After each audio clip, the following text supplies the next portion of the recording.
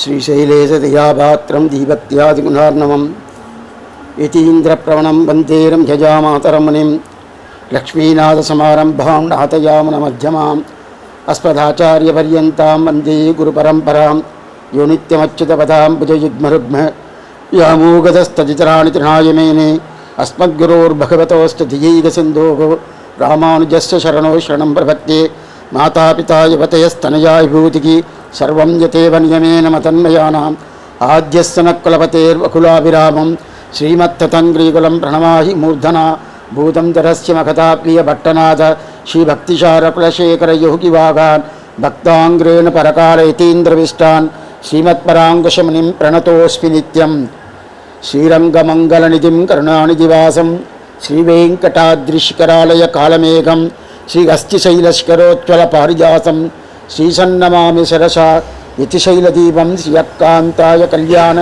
निधये निधयेद्धिनां श्रीवेङ्कटनिवासाय श्रीनिवासाय मङ्गलम्. ஆஸ்திக அன்பர்களுக்கு இன்றைய நாளானது யுகாதி என்று சொல்லக்கூடிய நன்னாள். ஆனால் யுகாதி என்கிற சப்தமே முதலிலே அது யுகாதின்னு சப்தம் கிடையாது. யுக ஆதி அப்படின்னு பேர். யுக ஆதி, யுகங்களிலே ஆதி. யுகங்களிலே ஆதியானபடியாலே அது மறிவ மறிவு உகாதின்னு வந்துடுது. உகாதினாலே அது யுகங்களிலே ஆதி. 4 யுகங்கள் இருக்கணும். கிருத்த யுகம், திரேதா யுகம், துவாபர யுகம், கலியுகம். அந்த யுகங்களுக்கெல்லாம் ஆதி. அதனால் அது யுகங்களாதி யுகாதி யுகாதி யுகாதி மறுபடி வந்துடுது. அப்படிப்பட்ட நன்னாள். இந்த நன்னாளிலே இது உலகம் முழுவதும், பாரத தேசம் மட்டுமல்ல, உலகம் முழுவதுமே எந்த நிலையில் இருக்கும்னு நம்முடைய சாஸ்திர வல்லுநர்கள் ஒரு குறிப்பு எழுதி வச்சிருக்கா. ஒவ்வொரு வருஷத்துக்கும் அந்தந்த வருஷத்துக்கு தகுந்தாற் போலே அந்த குறிப்பின் அடிப்படையிலே இந்த வருஷம் இப்படி இருக்கும், இந்த வருஷம் இப்படி இருக்குன்னு அது ஒரு கணக்கு. அது அந்த கணக்கு பிரகாரம் ஜோதிஷ சாஸ்திரம் பிரகாரம் அதை பண்ணிட்டு இருக்கா. அப்படி இந்த வருஷம் என்பது பராபவ வருஷம்னு பேர். ஆனால் நம்முடைய தமிழ்நாட்டில் இன்னும் வருஷம் பிறப்பு பிறக்கலை. இப்போ இங்கே பிறக்கலையே, அங்கே பிறந்துடுத்தே, வேறு தேசத்தில் பிறந்துடுத்தேன்னா நம்ம பாரத தேசத்துக்குள்ளேயே வேறு தேசத்தில் பிறந்து இருக்கன்னா பஞ்சாங்கம் என்பது 2 விதமான பஞ்சாங்கங்கள் உண்டு. ஒன்று சூரியனை அடிவத்தி இருக்கக்கூடிய பஞ்சாங்கம், சந்திரனை அடிவத்தி இருக்கக்கூடிய பஞ்சாங்கம். பஞ்சாங்கனாலே நம்ம கண்ணுக்கு தெரியாததை சொல்லக்கூடியது பஞ்சாங்கம் கிடையாது. சாஸ்திரம் என்பது நம் கண்ணாலே பிடிக்க முடியாது, ஆனால் உணரலாம், அது சாஸ்திரம். ஆனால் பஞ்சாங்கம் என்பது நம் கண்ணாலே பிரத்யட்சமாக பார்க்கறது தான் பஞ்சாங்கம். பஞ்ச அங்கங்கள் அது ஒன்று. 2வது கிரகங்கள் எல்லாமே நம்முடைய கண்ணால் பார்க்கலாம். பார்க்கலாமா? எங்கே தெரியுது? மேஷம் ரிஷம் ரிஷம்லாம் தெரியலன்னா பார்க்கலாம். ராத்திரியும் பார்க்கலாம், பகல்லையும் பார்க்கலாம். அதுக்குன்னா பைனாக்குலர் வச்சுட்டு பார்க்கணுன்ற அவசியம் இல்லை. அந்த காலத்தில் அப்படி தான் பார்த்து தான் இது இந்த ஜோதிஷ சாஸ்திரமே 2 முறைப்படி இருக்குது. கனவியல் கணிதம் என்று சொல்லக்கூடிய கணக்கு பிரகாரம் பண்ணுறது ஜோதிஷ சாஸ்திரம். மேலே வானவியல் இருக்குது, மேலே பார்த்துட்டு அதன் பிரகாரம் எழுதுறது இருக்குது. அதற்கு தான் வாக்கிய பஞ்சாங்கன்னு பேர். இது கணித பஞ்சாங்கன்னு பேர். இப்போ அந்த விஷயத்துக்கு போக வேண்டாம், நம்ம புது வருஷத்துக்கு வரோம். அது 2மே இருக்குது. அதுக்கு கொஞ்சம் இதில் ஒரு சிறு வித்தியாசங்கள் இருக்குது. அதே போல் இந்த பஞ்சாங்கம்ன்றது 2 விதமான பஞ்சாங்கங்கள். ஒன்று சூரியனை அடிவத்தி இருக்கக்கூடிய பஞ்சாங்கம், சந்திரனை அடிவத்தி இருக்கக்கூடிய பஞ்சாங்கம். இப்போ இன்றைக்கி புது வருஷம் பிறந்திருக்கணும். இந்த யுகாதிங்க புது வருஷம் என்பது சந்திரனை அடிவத்தி இருக்கக்கூடிய பஞ்சாங்கத்தின்படி இது. அது சூரியனை அடிவத்தி இருக்கக்கூடிய பஞ்சாங்கத்துப்படி நமக்கு வருது வருங்க. அடுத்த மாதம் 14ஆம் தேதி நினைக்கிறேன். அந்த 14ஆம் தேதி தான் சூரியனை அடிவத்தி இருக்கக்கூடிய பஞ்சாங்கத்துடைய முதல் வருஷ பரப்புன்னு அர்த்தம். இப்போ இதில் ஏன் சந்திரனை உகாதின்னு பிரதான கோயிலில் வாசிக்கிறான். இப்போ நாம தேசம் தமிழ் தேசம். தமிழ் தேசத்தில் தமிழ் வருஷ பிறப்பு பஞ்சாங்கம் வாசிக்கிறது அப்படின்னு பண்ணலாமோ? அது எல்லா கோயிலுமே பண்ணுறதில்லை. எல்லாமே யுகாதி அன்னைக்கு தான் பஞ்சாங்க சிரவணம். இனி சீரங்கள் பிரதானமாக இருக்கும். இந்த நேரத்தில் தான் ஆகிட்டு இருக்கும் அங்கேயும். அப்போ பஞ்சாங்க சிரவணம்னு எதுக்காக? இந்த தெலுங்கு வருஷ பிறப்பு கன்னடத்துக்கு இன்றைக்கி தான். அப்படி இருக்க இதையும் எடுக்கிற இது சந்திரனை அடியொத்தினா அநேகமாக சந்திரனை அடியொத்தி இருக்கக்கூடிய நாட்கள் தான் நம்முடைய திருவிழா நாட்கள் அதில் தான் வரும். எதுவாக இருந்தாலும் நவராத்திரி ஆகட்டும், ஆவணி அவிட்டம் ஆகட்டும், தீபாவளி ஆகட்டும், எந்த விதமான உற்சவங்கள் ஆகட்டும் அநேகமாக அது சந்திரனை அடியொத்தி தான் இருக்கும். சில நேரத்தில் ஆவணி ஆகட்டும் சொல்கிறோமோ ஆவணியே இருக்காது, ஆனால் பேர் ஆவணி ஆகட்டும் இருக்கு. ஏன்னா சந்திரனுடைய ரீதி பிரகாரம் ஆவணி மாதம் வந்துடும். ஆவணினா சிரவண மாதம்னு பேர். சிரவண மாதம் வந்துடுத்துன்னு அர்த்தம். அப்போ சிரவண மாதம் வந்தபடியாலே அதனால்தான் இன்றைக்கி திருமலையில் உற்சவங்கள் எடுக்கிறது. பாத்ரபதம்னு பேர். புரட்டாசி மாதத்துக்கு பாத்ரபதம்னு பேர். அந்த புரட்டாசி மாதத்தை சிரவண நட்சத்திரம் தான் திருமலையில் அவருக்கு தீர்த்தவாரி. ஆனால் அப்போ திருமலை அந்த திருமலையில் இருக்கக்கூடிய ஆந்திர தேசமானபடியால் அங்கே சந்திரனை அடியொத்தி இருக்கக்கூடிய பஞ்சாங்கம். அப்போ அங்கே புரட்டாசி மாதமே இருக்காது, சில நேரத்தில் இருக்காது. ஐப்பசி வந்துடும். ஆஸ்வேத மாதம்னு பேர் ஐஸ்வேதுக்கு. இப்போ புரட்டாசிக்கு பாத்ரபத மாதம்னு பேர். அப்போ அது அங்கே வந்துடுத்துன்னா அவங்க நம்ம தமிழ்நாட்டுடைய இந்த சௌரமானம் என்று சொல்லக்கூடிய சூரியனை அடியொத்தி இருக்கக்கூடிய பஞ்சாங்கத்தின்படி தான் அங்கே உற்சவங்கள் பண்ணுற வழக்கம். அதை மாற்றுறதுக்கு கூட முற்பட்டாங்க. கடைசியில் அது மாற்றப்படாது, இது மாதிரி பெரியவா பண்ணியிருக்கா அப்படின்னு சொல்லி அது அப்படியே வச்சுட்டு அதனால் சில பஞ்சாங்கம்லாம் போயிட்டுருக்கு. இப்போ இது சந்திரனை அடியொத்தி இருக்கக்கூடிய பஞ்சாங்கம் என்பது 30 நாட்கள். எப்போ அமாவாசை வந்துடுத்தோ அமாவாசைக்கு மறுநாள் மாசப்பரப்புன்னு அர்த்தம். இது நல்லா ஞாபகம் வச்சுக்கலாம். இப்போ நமக்கெல்லாம் மாசப்பரப்பு நம்ம பார்க்கணும், 13, 14, 15, சில நேரத்தில் 17 கூட வரும். இன்னும் 32 நாட்கள் கூட 17 கூட வரும். ஆனால் நமக்கு என்னைக்கு அமாவாசை வந்துடுத்தோ அதுக்கு மறுநாள் மாசப்பரப்பு. இது தெலுங்குக்கு கன்னடத்துக்கு உண்டான ஒரு தன்மை. அதேபோல் நேற்றுக்கு அமாவாசை. பங்குனி மாதம் அமாவாசைக்கு அடுத்த நாள் யுகாதி. பங்குனி மாதம் யுகாதின்னு என்னென்னா பங்குனி மாதம் அதான் தெலுங்கு வருஷ பிறப்பு. பங்குனி மாதத்துடைய அமாவாசைக்கு அடுத்த நாள் யுகாதின்னு சொல்லிட்டு இருப்பார். இது இந்த யுகாதி இந்த வருஷங்கள் 60 வருஷங்கள். இது பராபவ வருஷம். இதுக்கு முன்னாடி இப்போ இருக்கிறது விஸ்வாவசு வருஷம். இந்த வருஷத்துடைய பெயரை வைத்துக்கொண்டு தான் அந்த வருஷங்கள் எப்படி இருக்கும் அப்படின்னு தெளிவாக கணிச்சிருக்கா. அதை பிரகாரம் தான் நம்ம பார்க்க போகிறோம். இந்த 60 வருஷங்கள் அப்படின்றது 60 என்ன கணக்கு, ஏன் 60 வைக்கணும்னா 60 அப்படி ஒரு சைக்கிள் வந்துட்டே இருக்கும். இந்த மாதிரி இப்போ இந்த வருஷம் இப்போ விஸ்வாசம் ஒரு வருஷம் இல்லையா, திருப்பி 60 வருஷம் வச்சு திருப்பி விஸ்வாசம் ஒரு வருஷம் வரும். அது மாதிரி வந்துருக்கு. இது என்ன கணக்குன்னா நாரத பகவானுக்கு இது அந்த காலத்தில் வந்திருக்கு. நாரத பகவானுக்கு பகவானுடைய மாயைன்னா ஏதோ பண்ணுவார், என்ன பண்ணுவார்னு தெரியாது. மாயைன்னா இல்லைன்னு அர்த்தம் இல்லை. என்ன மாயம் பண்ணாலும் என்ன மாயனா இல்லைன்னு அர்த்தம் இல்லை. இப்போ பாட்டே இருக்க மாயனை மண்ணு வடபதர மைந்தனை இருக்குல்ல, அந்த மாய சப்தத்துக்கு என்ன தெரியுமா அர்த்தம்? ஆச்சரியமான சேட்டிதங்கள் படைத்தவன். ஆச்சரியமான சேட்டிதங்கள். அந்த சேட்டிதங்கள் நம்மளால் பண்ணவே முடியாது. கோவர்தன மலையில் எடுத்தால் 7 வயசு 7 வயசில் இப்போ நம்ம ஒரு 500 பேர் சேர்ந்து கோவர்தன மலையை தூக்க முடியுமா? முடியாது. அதுக்கு தான் மாயைன்னு பேர். அப்போ நம்மால் அதிமானுஷ சேட்டிதன்னு பேர். அதிமானுஷ சேட்டிதம் அப்படின்னா மனிதனால் பண்ண முடியாத, பண்ணப்படாத, கேள்விப்படாத ஒரு விஷயத்துக்கு அதை பண்ணினா அதுக்கு மாயம்னு பேர். புரியுதா? அதுதான் மாயை. அப்போ விஷ்ணுவுடைய மாயையை தெரிஞ்சுக்கணும்னு நாரதர் பகவானுக்கு ஆசை. நாரதர் யார்? விஷ்ணுவுடைய பிள்ளையுடைய பிள்ளை. விஷ்ணுடைய பிள்ளை பிரம்மா, பிரம்மாவுடைய புத்திரர் நாரதர். அப்போ விஷ்ணு என்ன வேணும்? தாத்தா வேணும். அவரோட மாயை தெரிஞ்சுக்கணும்னு இவருக்கு ஆசை. எவ்வளோ சொன்னாலும் வேண்டாம், அதெல்லாம் தெரிஞ்சுக்க வேணாம். சில வேணா ரிஷி மூலம் நதி மூலம்லாம் பார்க்கப்படாதுன்னுவா. ரிஷி மூலம் நதி மூலம் சில பேருக்குலாம் சொல்லுவா, உனக்கெல்லாம் இப்போ வயசாகலை, இப்படி இரு, அப்புறம் சொல்கிறேன்வா. அதை சொல்ல தெரியாதுன்னா சொல்லாமல் இருக்கலாம், இல்லை சொல்லப்படாதுன்னு சொல்லாமல் இருக்க, 2 பேர் இருக்கலாம். இப்போ இவருக்கு எவ்வளோ சொன்னாலும் இவர் எடுத்துக்கல, அதெல்லாம் நான் தெரிஞ்சுட்டு தான் ஆகணும்னார். உடனே விஷ்ணுவே வந்தார். என்ன வேணும்னா இது மாதிரி அனுப்புனா, சரி நீ முன்னாடி போ, நான் பின்னாடியே வந்துட்டு இருக்கேன். போயிட்டே இருக்கார். கால் வலிக்கிறது. மலைத்தாழ்வரை என்னென்ன இருக்கோ எல்லாத்தையும் போயிட்டு இருக்க, கால்லாம் வலிக்கிறது. என்னால் இப்போ நடக்க முடியலன்னு ஒரு மரம் வந்துடுது. அந்த மரத்துக்கு அடியில் உட்காந்துட்டு ரொம்ப ஆயாசமாக இருக்குது, ரொம்ப டயர்டாக இருக்குது, என்னால் ஒன்றும் பண்ண முடியல அப்படின்னு சொல்லி அப்படியே உட்காந்துட்டார். உட்காந்தோடனே அப்போ பகவான் நாரதரே பக்கத்தில் குளம் இருக்கு பாரு, அந்த குளத்தில் போய் குளிச்சேன்னா விஷ்ணு மாயன்னு உனக்கு என்னன்னு தெரியும் அப்படின்னு. குளத்தில் குளிச்சா விஷ்ணு மாவை தெரியும் போ, குளத்தில் போடணும். ஆனால் ஒன்று பண்ணணும், இந்த குளத்தில் குளிக்கிறதுக்கு முன்னாடி பசமாக இருந்தாலும் நேராக போனார், நாரதர் போனார், குளத்துக்குள்ளே போனார். போன உடனே இவருக்கு எல்லாமே மாறி போயிடுச்சு. என்ன ஆயிடுச்சுன்னா, போன உடனே இவர் ஒரு ராஜாவாக ஆகிட்டார். ராஜா ஆகிட்டு இவர் அங்கே பெரிய ஒரு ராஜாங்கத்தை, பெரிய ராஜம், இந்த பாரத தேசம் மாதிரி, இந்த உலகம் மாதிரி ஏதோ ஒரு பெரிய உலகம், அந்த உலகத்துக்கே இவர் தான் ராஜா. ராஜா நம்முடைய இவருக்கு கல்யாணம் பண்ணணும். 12 பெண்களை இவருக்கு கல்யாணம் பண்ணி வச்சிருக்கா. யாருக்கு? நாரதருக்கு. நாரதருக்கு வந்து பிரம்மச்சாரியாச்சு ஒரு கல்யாணம் உண்டானா எல்லாமே மாயை. 12 பெண்களை கல்யாணம் பண்ணி வச்சா. கல்யாணம் பண்ணி வச்சுன்னா கல்யாணம் பண்ணிட்டு சொக்கமாக இருக்கார். அந்த கல்யாணம் பண்ண பெண்களுக்கு ஒவ்வொரு பெண்ணுக்கும் 5 குழந்தைகள், 60 குழந்தைகள் பிறந்திருக்கா.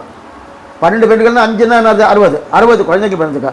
60 குழந்தை ஒரு அட்டகாசமாக இவர் ஒரு மனம் ஆனந்தமாக இருந்துருக்காருன்னு இதெல்லாம் இந்த மாயெல்லாம் இவர் பண்ணிட்டார், வெளியிலேருந்து பண்ணிட்டு இருக்கார். இந்த மாதிரி நடந்திருக்காருன்னா அக்ரூரர் விஷயத்தில் நடந்திருக்கு. கம்சன் கண்ணனை அழிக்கிறதுக்காக, கண்ணன் கோகுலத்தில் இருக்கான், பிறந்த உடனே கோகுலத்துக்கு கொண்டு போயாச்சு, மதுரையில் யாரும் இல்லை. அப்படி இருக்கச்சு கண்ணனை அழிக்கிறதுக்காக பூதனா தொடங்கி கேசி பரியந்தம் கிட்டத்தட்ட எத்தனை பேர் எல்லாரும் போயிட்டே இருக்கா, யாரும் திரும்பி வரல. ஒன்வே டிராஃபிக், போனவா தான் தவிர திரும்பி யாராவது வந்தனா அழிச்சாச்சு, கண்ணன் அழிச்சாச்சு திரும்பி வந்து சொல்லணுமோனோ, அவன் அங்கே போயாச்சு, எல்லாம் போயாச்சு. இதெல்லாம் என்ன பண்ணா கம்சன் என்ன பண்ணா, இனிமேல் இங்கேருந்து ஆள் அனுப்ப வேண்டாம், அவன் அழிச்சுன்னு வந்துடலாம். கம்சன் என்ன பண்ணானா, கண்ணனை இங்கே அழிச்சுன்னு வந்து நம்ம கொண்டு விடலாம் அப்படின்ற பிறகு அக்ரூர் அனுப்பிச்சு வில்யாகம்னு ஒரு ஒரு வியாஜ்யம், ஒரு விஷயத்தை வைத்துக்கொண்டு ஐஷன் வந்தார். ஐஷன் வச்சு அக்ரூர் போனார்.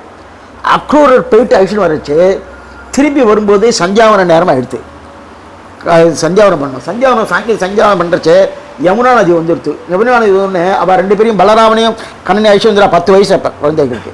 அந்த தேர்லேயே உட்கார சொல்லிட்டு தேர்லேயே உட்காந்துக்கோ, நம்ம போய் சந்தியாவனம் முடிச்சுட்டு வந்துடுற சொல்லி யமுனையில் போய் சந்தியாவனத்துக்குள்ளே முழுகினார். முழுகி சந்தியாவனம் எடுத்துக்க அப்படின்னா முழுகரிச்சு உள்ளுக்குள்ளே தண்ணிக்குள்ளே 2 பேர் இருக்கா. யாரு? கண்ணனும் பலராமனும், 2 குழந்தைகள், 10 வயசு குழந்தை, 2 குழந்தைகள் இருக்கா. என்ன தேரில் எதுவும் உட்கார வச்சுட்டு வந்தோம், இவன் என்ன இங்கே வந்துட்டா, தேர்லேருந்து வந்துட்டாளான்னு சொல்லி அப்படி மேலே எழுந்து தேரை பார்த்தா தேர்லேயும் உட்காந்துட்டு இருக்கார். தேரில் இவங்க வந்துருக்கார். சரி, திருப்பி உள்ளுக்குள்ளே பார்த்தா உள்ளுக்குள்ளே இருக்கார். இதுதான் விஷ்ணுமாய். இந்த விஷ்ணு அதான் ஆச்சரியமான சேட்டிதம்னு சொன்னோம். அபரிதமான அதிமானுஷ ஸ்தப சேட்டிதம். இந்த சேட்டிதங்கள் அதே போல் அங்கே பகவான் நாரத பகவானுக்கு பண்ண உடனே அவர் எல்லாம் சரி இதெல்லாம் தெரிஞ்ச உடனே நாரதர் கூப்பிட்றார். நாரதானே வெளிலவா, போய் குளிச்சது ஓடலவா அப்படின்னாரு.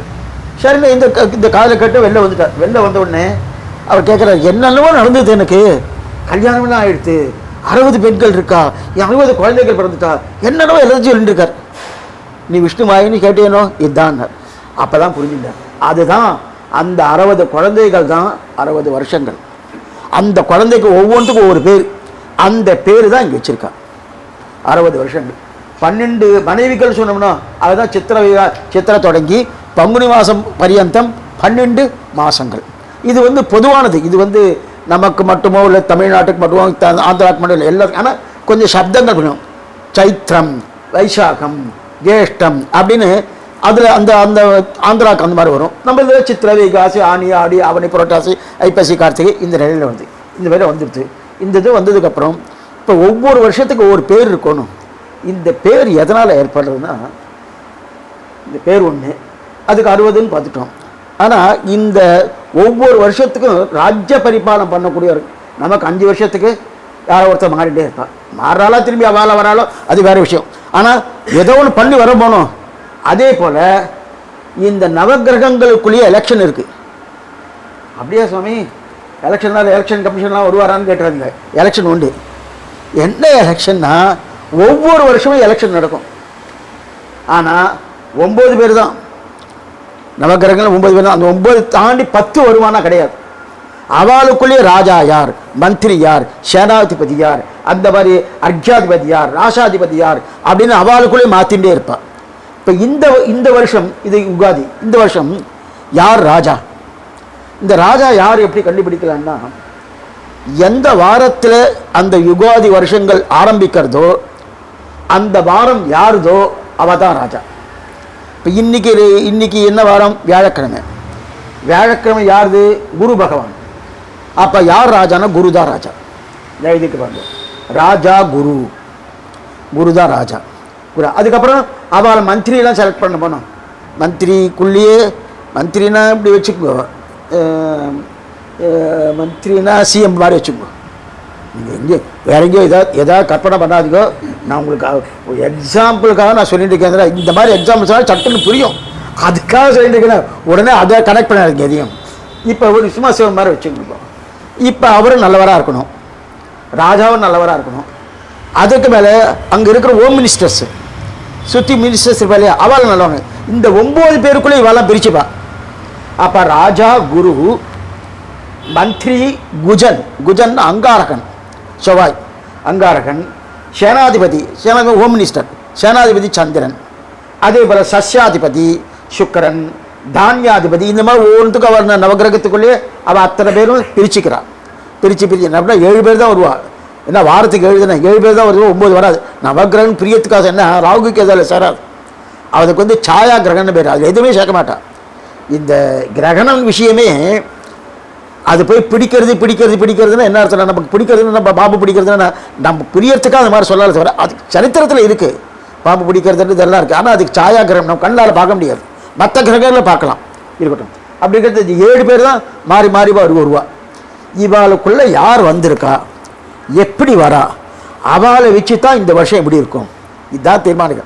ஃபுல்லாக அது வந்து ஒரு மேத்தமேட்டிக்ஸ், அப்படியே ஒரு ப்ராக்டிக்கலாக பண்ணுறா.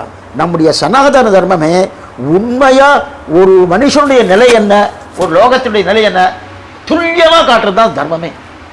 அந்த தர்மத்துக்கு தெரிகிறது. இப்போ புரியத்துக்கு குடும்ப தலைவர், நம்ம குடும்பமே இருக்குது, கோயில் இருக்குது வச்சுக்கோ, கோயில் வச்சுக்கலாம். கோயிலில் அட்மினிஸ்ட்ரேஷன் இருக்கு இல்லையா, சரியாக இல்லைன்னா என்ன ஆகும்? அட்மினிஸ்ட்ரேஷன் சரியாக இல்லைன்னா இருக்கும், கோயில் சரியாக நடக்கும். அட்மினிஸ்ட்ரேஷன் நல்லா இருக்குது, அர்ச்சகர் சரியில்லை, அப்போ என்ன ஆகும்?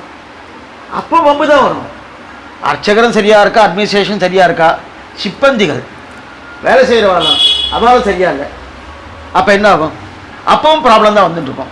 ஆனால் அந்த மாதிரி ப்ராப்ளம் வரச்சு யாராவது கிட்டக்க போய் நீ இது பண்ணுறது தப்பு, இது பண்ணுறது தப்பு அப்படின்னு போய் சொல்லி அவளை மாற்றுறதுக்கு ஒன்றால் வாய்ப்பு இருந்தால் தப்பான பர்சனாக இருந்தாலும் நல்லா நடக்குமானோ. இப்போ என்ன ஆகிட்டுன்னா குரு தான் ராஜா, நல்லவர். குரு இன்றைக்குமே குருவுடைய சம்பந்தம் இருந்தாலே நமக்கு நன்மை தான். இப்போ குரு பலன் வந்து விட்டான்னு கேட்பான். கல்யாணம் ஆகிடுச்சுன்னா குரு பலன் இருக்காங்க, ஏன்னா நன்மையை பண்ணுறவர், சுபகாரியம் பண்ணுறவர் குரு. ஆனால் குரு வேணும்ன்றதுக்கு சொல்லியிருப்பார். குரு ராஜாவாக இருக்கார், நல்லவராக இருக்கார். அப்போ இந்த இந்த பராப வருஷம் நன்னா இருக்கும் அப்படின்னு அர்த்தம். கூடவே என்ன பண்ணிட்டாரு மந்திரி, யாரை வந்துட்டார் மந்திரி? செவ்வாய் வந்துட்டார். செவ்வாய் எப்படிப்பட்ட அவருடைய இயற்கையான குணம் என்னென்னா, யாரை அடிக்கலாம், யாரை படைக்கலாம், யாரை என்ன பண்ணலாம் அப்படின்ற நிலை யாருக்கு? செவ்வாய்க்கு. இப்படி இருக்கணும். இப்போ ராஜா நல்லவராக இருக்கார், மந்திரி இப்படி இருக்கார், என்ன ஆகும்? கொஞ்சம் யோசனை விடுவாங்க. அப்போ ராஜா குரு நல்லதாக தான் இருக்கார், ஒன்றும் அப்புறம் நல்லவர், எல்லாருக்கும் நன்மை தான் நினைப்பார். குரு என்று சொல்ல இவர் மந்திரி இதுவாக இருக்கச்சுது. அப்போ கொஞ்சம் சில வம்புகள் வரதானே செய்யும், இவர் அந்த மாதிரி. அப்போ என்ன ஆகுன்னா சில அதர்மங்கள் நடப்பதற்குண்டான வாய்ப்புகள் இருக்குது. ஆனால் இது ராஜாவுடைய நாலேஜுக்கு போனால் அவர் ஏதாவது கண்டிக்கலாம். கண்டித்தா விட மந்திரி ஒரு வருஷம் இங்கே இருக்க போகிறாரு, இவரை மாற மாட்டார். அப்படி இருக்க செய்து அந்த ஒரு விஷயம் இவருடைய மாத்திரம் எப்படி மாத்திரம் பார்த்துட்டு இருக்கோம். அப்போ அனுகூலமாக போகணும். ஒன்று இந்த பின்னாடி சொல்கிறேன் இந்த விஷயம். சரி, இந்த மந்திரி பிரதான இந்த சிஎம்ன்றது இவர் வந்துட்டார், அவர் தான் குஜன் செவ்வாய். அதுக்கு உள்துறை அமைச்சர் ஹோம் மினிஸ்டர் யார்? கொஞ்சம் நல்லவராக இருந்தால் கொஞ்சம் சப்தம் சந்திரன், சேனாதிபதி சந்திரன். அப்படின்னு இந்த பஞ்சாங்கத்தில் நீங்கள் அப்படியே பார்க்கலாம். சேனாதிபதி சந்திரன் இந்த மாதிரி சொன்னதான் கொஞ்சம் புரியன்றதுக்காக சொல்லியிருக்கேன். சேனாதிபதி சந்திரன் நல்லவர். என்றைக்குமே நம்முடைய நன்மை தான் வரும். சந்திரன் இல்லைன்னா நமக்கு குளிர்ச்சியை கொடுக்கக்கூடிய சந்திரன் தான். சந்திரன் எல்லாம் ஒரு பெரிய ஒன்றுமே பண்ண முடியாது, சூரியன் இல்லாலும் ஒன்றும் பண்ண முடியாது. இல்லை சந்திரன் குளிர்ச்சியை கொடுக்க முடியாது. அவர் என்ன பண்ணுவார்னா, இந்த ஹோம் மினிஸ்டர் ஒருவேளை இந்த குஜன் என்று சொல்லக்கூடிய அங்காரகன் செவ்வாய் அவர் ஏதாவது கொஞ்சம் அப்படி இப்படி மாற்றி ஜனங்களுக்கு ஏதாவது சிரமம் கொடுக்குற மாதிரி இருந்தார்னு வச்சுக்கேன், இவர் கொஞ்சம் சரிப்படுத்திகிட்டே வருவார். ஏன்னா இவர் கொஞ்சம் நல்லவராக இருக்கார். அப்போ இந்த நிலையில் இருக்கச்சு ராஜாவை வைத்து பார்க்கும்போது பிராமணர்கள் நன்னா தங்கள் கர்மாக்களை செய்வார். ராஜாக்களை வச்சு பார்க்கும்போது பிராமணர்கள் நல்லா பண்ணுவார்.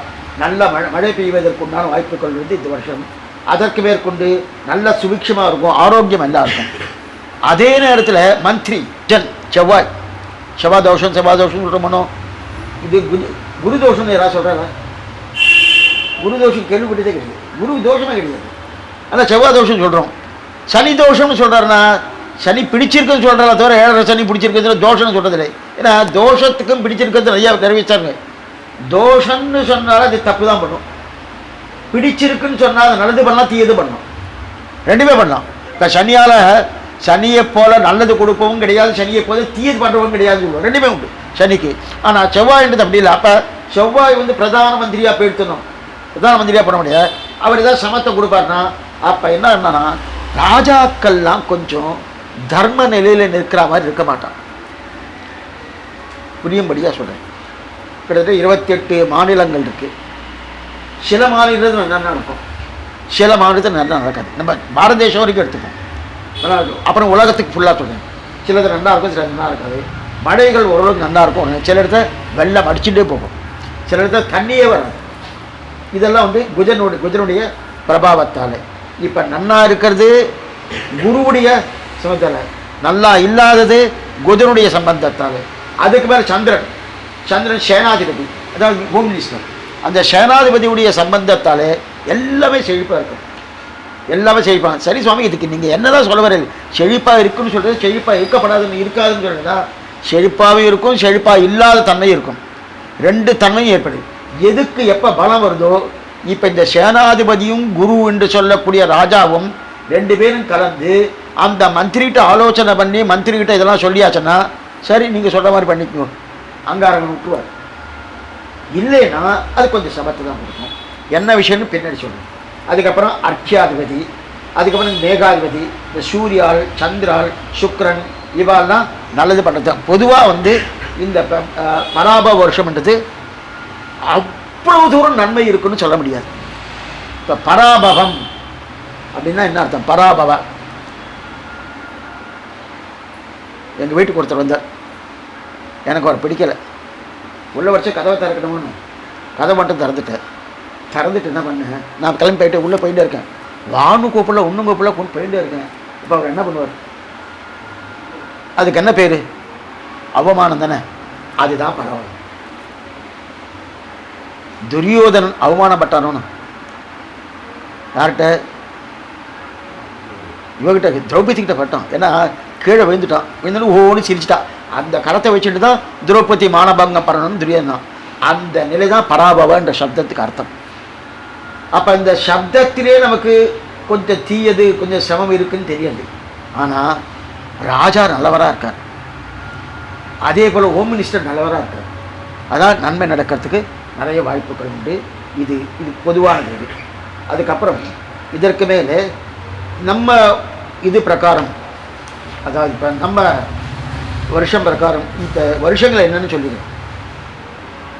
சதசாலின வாகன வருஷம்னு இதெல்லாம் ராஜா கிட்டத்தட்ட 5-6 வருஷங்கள் இருக்குது. வருஷங்கள்னா இப்போ நமக்கு ஆங்கில கணக்குப்படி 2026. அதே நம்முடைய சனாதன தர்மத்தின்படி இது கலியுகம். கலியுகம் பிறந்து 5127 வருஷங்கள் ஆகுது. அதே மாதிரி சில ராஜாக்கள் பிறந்து என்ன பண்ணா, அவா பேரில் இது இப்படி தான் அப்படின்னு ஒரு வருஷத்தை வச்சுட்டா. சாலிவாகன சகாப்தம், கொல்லம், பசலி, இதெல்லாம் கேரளாவில். பசலிலாம் கொல்லம்னா கேரளாவில். கொல்லம், பசலி, சதாசாலி வாகனம் அப்படி இப்படி எல்லாம் உண்டு. இந்தந்த வருஷங்கள் என்னென்னா 1946, 48, 49 சாலிவாகன சகாப்தன்னு அது ஒரு வருஷம் அவர் பண்ணியிருக்கார், சாலிவாகனன்னு.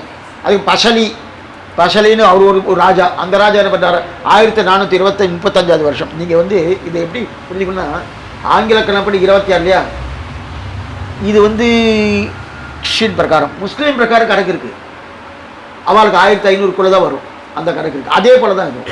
அதுக்கப்புறம் கொல்லம் 1601 1902. கலியுகம் 5127.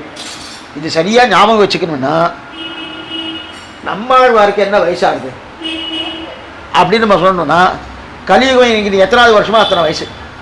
கலியுகம் பிறந்து 42ஆம் நாள் நம்மாழ்வார் பிறந்தார். கலியுகம் பிறந்து 42ஆம் நாள் நம்மாழ்வார் பிறந்தார். அப்போ 5127 வருஷங்கள் கலியுகம் பறந்தாயிடுத்து.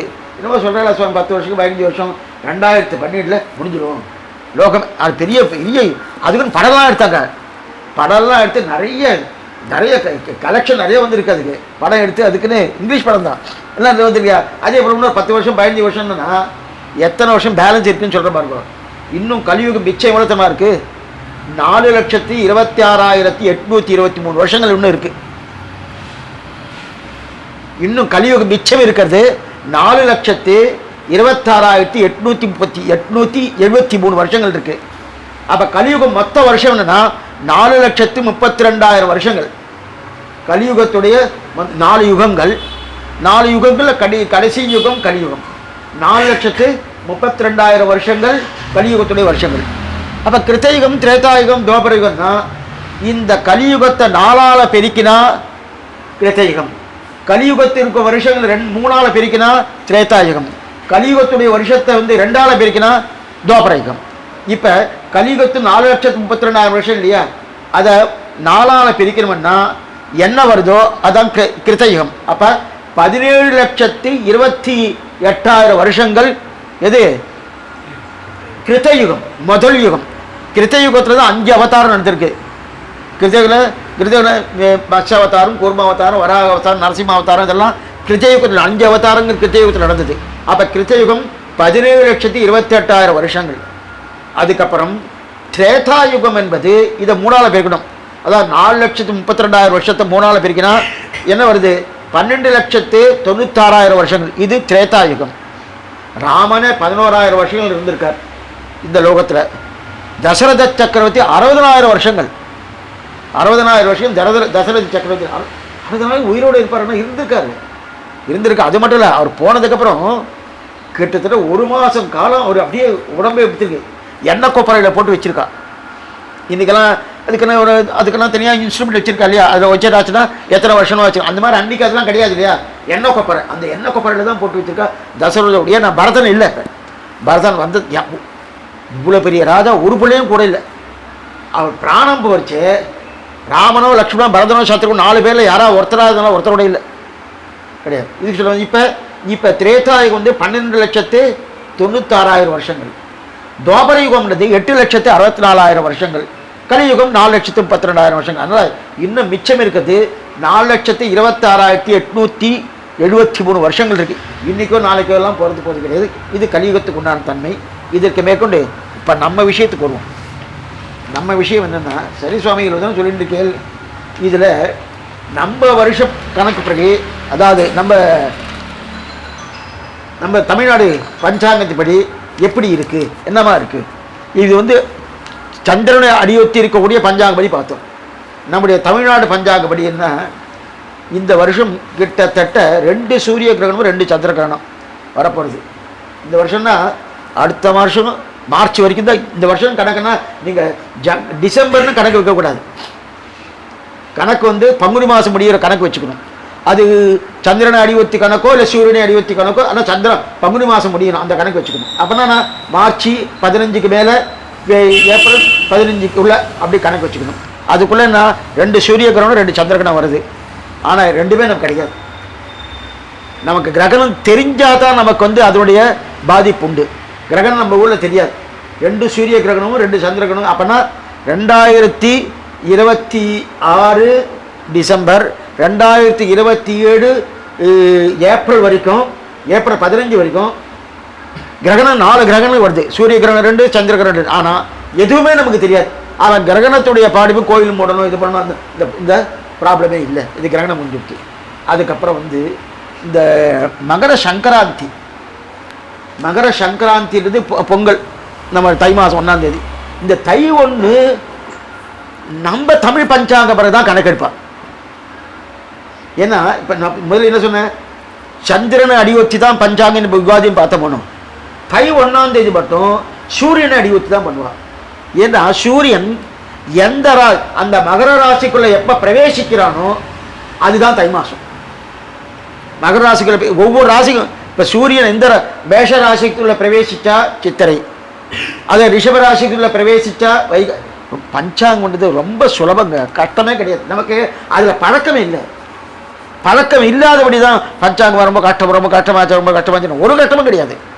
பஞ்ச அங்கங்கள் ரொம்ப சுலபமாக பண்ணிக்கலாம். மேஷராசிக்குள்ள தான் சித்திரை, வைகாசி, இந்த அதே அங்கே அந்த பக்கம் அமாவாசை முடிஞ்சு அடுத்த நாள் ஏதோ ஒரு மாதம், அது சைத்திரமா, அது வைகாசமா, இல்லை